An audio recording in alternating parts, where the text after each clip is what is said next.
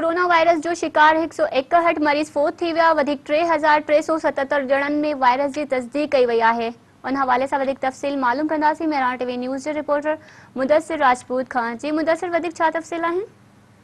जी जीअं त अॼु गुज़िरियल 24 कलाकनि जे नेशनल कमांड ऑपरेशन सेंटर पारां जारी कयल आंकड़नि मुताबिक़ 161 ॼणनि जी अमवात रिपोर्ट थी चुकियूं आहिनि। 67 ॼणनि जी अमवात जेकी उहे रिपोर्ट थियूं आहिनि जेके वेंटिलेटर ते पेशेंट मौजूदु हुआ ऐं मुस्बत केसिस जी जेकी शरह आहे उहा गुज़िरियल हफ़्ते जी भेट में थोरी घटि थींदी नज़र अची रही आहे। 9 पॉइंट खां बि थोरी घटि थींदी वई आहे। हिन वक़्तु जेके 40,000 खां मथे कोरोना जा जेके टेस्ट थिया आहिनि उन मां सिर्फ़ु 2,377 ॼणनि में कोरोना पॉज़िटिव आयो आहे।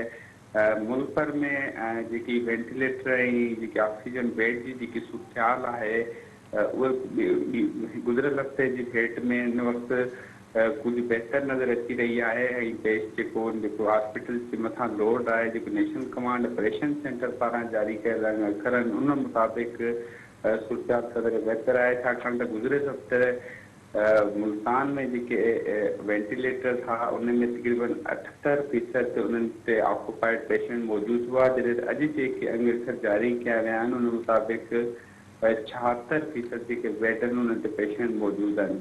ऐं साॻी रीति लाहौर जा बि आंकड़ा ॾिसनि त गुज़िरियल हफ़्ते तक़रीबन 70% खां मथे जा आंकड़ा जारी कया विया हुआ त उते ऑक्सीजन वेंटिलेटर जेके आहिनि ऑक्यूपाइड आहिनि, पर जेको अॼु जेको 24 कलाकनि जो आंकड़ा जारी कयो आहे लाहौर जो उन मुताबिक़ 67% वेंटिलेटर ऑक्यूपाइड आहिनि। ऑक्सीजन बेड बि साॻी रीति सवाबी में 67%, सवात में 66% जेके ऑक्सीजन बेड आहिनि ऑक्यूपाइड आहिनि।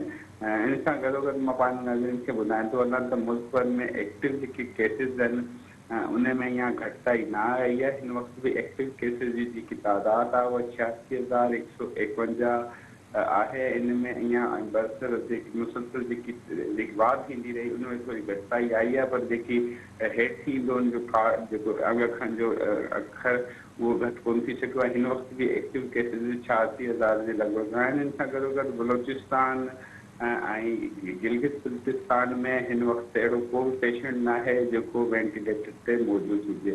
पंहिंजे नाज़रीन खे इहो ॿुधाए सघां त हिन वक़्तु 40 साल ऐं 50 साल वारे जमात वारे खे बि वैक्सीन लॻाइण जे लाइ हुकूमत फ़ैसिलो कयो आहे। इन जे हवाले सां बि रजिस्ट्रेशन जे अमल शुरू करण जो सिलसिलो शुरू करे छॾियो आहे। जी मुदस्सिर, अव्हां जी महिरबानी।